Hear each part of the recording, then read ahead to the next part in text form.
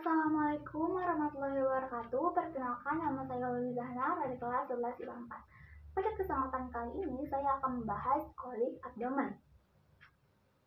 Topik pembahasan saya kali ini terdapat 6 poin, yaitu ada pengertian, penyebab, gejala, klasifikasi, patofisiologi, dan pengobatan.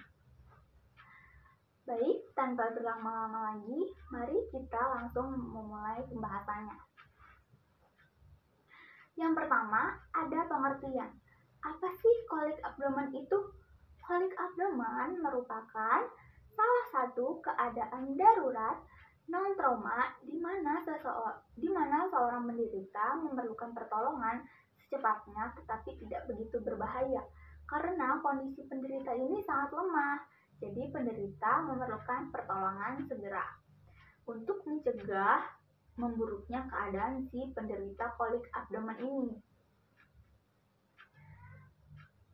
Kolik abdomen adalah gangguan pada aliran normal isi usus sepanjang traktus intestinal.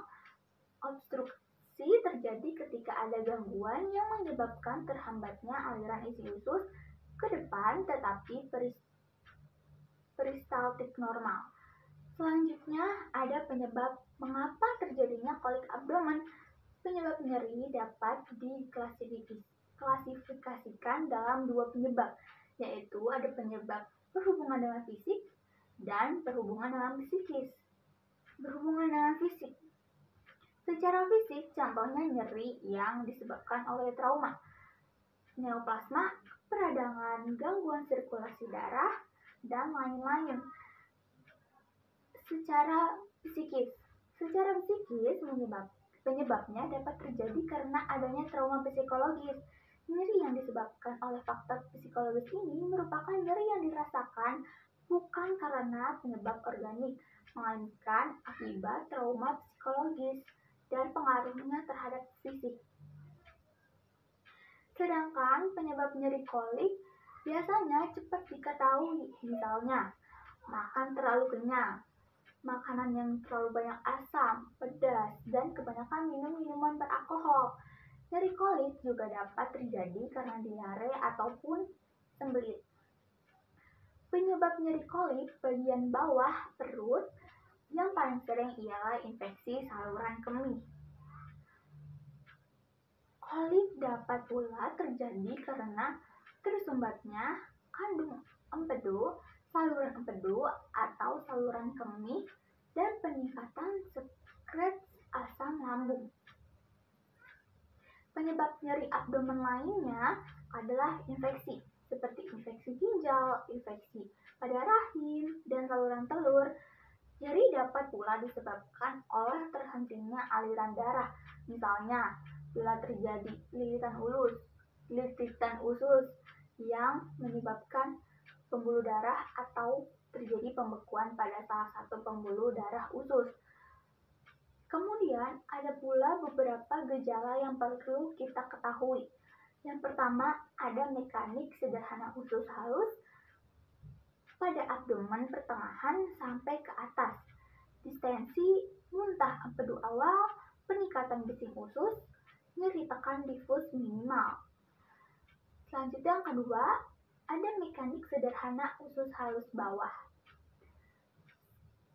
distensi berat, muntah sedikit atau tidak ada, kemudian mempunyai ampas, bising usus meningkat, nyeri tekan difus minimal. Yang ketiga, ada mekanik sederhana kolon, distensi yang muncul terakhir, kemudian terjadi muntah, peningkatan bising usus, dan nyeri tekan difus minimal. Yang keempat, ada obstruksi mekanik parsial dapat terjadi bersama granulomatosa usus pada penyakit Crohn. Gejala kolik abdomennya yaitu kram nyeri abdomen, distensi ringan, dan diare. Yang keempat, ada strangulasi. Gejala kolik abdomen ini berkembang dengan cepat.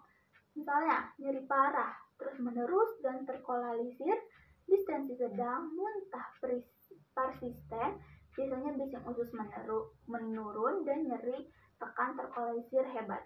feses berwarna gelap atau berdarah atau juga bisa mengandung darah samar. Yang kedua, ada dua klasifikasi atau jenis kolik abdomen.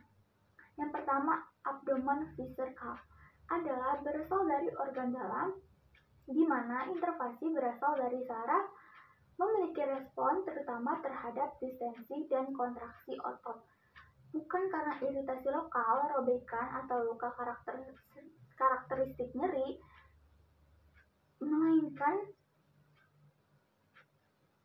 diantaranya sulit terpolarisir. Yang kedua, abdomen alih adalah nyeri yang dirasakan jauh dari sumber nyeri akibat penjalaran serabut saraf. Berlanjut ke patofisiologi kolik abdomen. Peristiwa patofisiologi yang terjadi setelah obstruksi usus adalah sama, tanpa memandang apakah obstruksi usus tersebut diakibatkan oleh penyebab mekanik atau fungsional. Perbedaan utamanya adalah obstruksi paralitik dihambat dari permulaan, sedangkan pada obstruksi mekanis peristatik mula-mula diperkuat kemudian intermiten akhirnya hilang. Limen usus yang tersumbat progresif akan tersenggang oleh cairan dan gas. Akumulasi gas dan cairan dalam lumen usus sebelah proksimal dari letak obstruksi mengakibatkan distensi dan kehilangan H2O. Dengan elektrolit peningkatan distensi, maka tekanan intralumen meningkat, menyebabkan penurunan tekanan vena dan kapiler arteri sehingga terjadinya iskemia di dinding usus dan kehilangan cairan menuju ruang peritoneum. Akibatnya terjadi pelepasan bakteri. Bakteri yang berlangsung cepat menimbulkan peristotis septik. Ketika terjadi kehilangan cairan akut, maka kemungkinan terjadi shock hipovolemik. Ileus obstruktif merupakan penyumbatan intestinal mekanik yang terjadi karena adanya daya mekanik yang bekerja atau mempengaruhi dinding usus, sehingga menyebabkan penyempitan atau penyumbatan lumen usus. Hal tersebut menyebabkan fase lumen usus terganggu. Akan terjadi pengumpulan isi lumen usus yang berupa gas dan cairan pada bagian proksimal tempat penyumbatan yang menyebabkan pelebaran dinding usus. Sumbatan usus dan distensi usus menyebabkan rangsangan terjadi hipersekresi kelenjar pencernaan. Dengan demikian, akumulasi cairan dan gas makin bertambah, yang menyebabkan distensi usus tidak hanya pada tempat sumbatan, tetapi juga dapat mengenai saluran panjang usus sebelah proksimal sumbatan. Sumbatan ini menyebabkan gerakan usus yang meningkat sebagai usaha alamiah. Sebaliknya juga terjadi gerakan antiperistaltik. Hal ini menyebabkan terjadi serangan kolik abdomen. Ada penyakit, pasti ada juga obatnya. Pengobatan kolik abdomen bisa melalui beberapa hal berikut, yaitu yang pertama, minum obat pereda nyeri. Contohnya, ibuprofen atau naproxen untuk meringankan gejala dan peradangan jika kolik abdomen disebabkan gastroenteritis atau colitis ulcerativa. Menerapkan bantal pemanas atau kompres hangat pada perut juga dapat bermanfaat. The University of Maryland Medical Center memperingatkan jangan minum obat ibuprofen jika penyebab kolik abdomen masih didiagnosis. Yang kedua, minum obat pencahar. Cobalah obat pencahar jika mengalami kolik abdomen ringan dan tidak buang air besar dalam beberapa hari atau lebih lama. Makan makanan tinggi serat dan minuman cairan tambahan juga dapat membantu mencegah mengobati sembelit dan sakit perut yang terkait.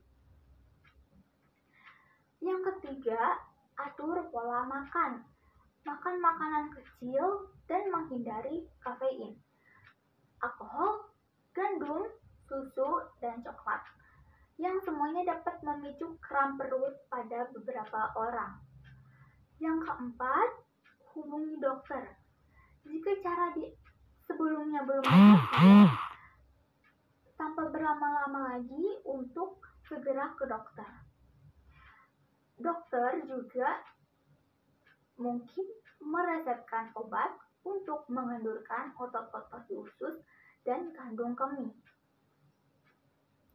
Yang terakhir, ada satu pertanyaan dari Bapak Abdul Malik Jalaluddin, MPD.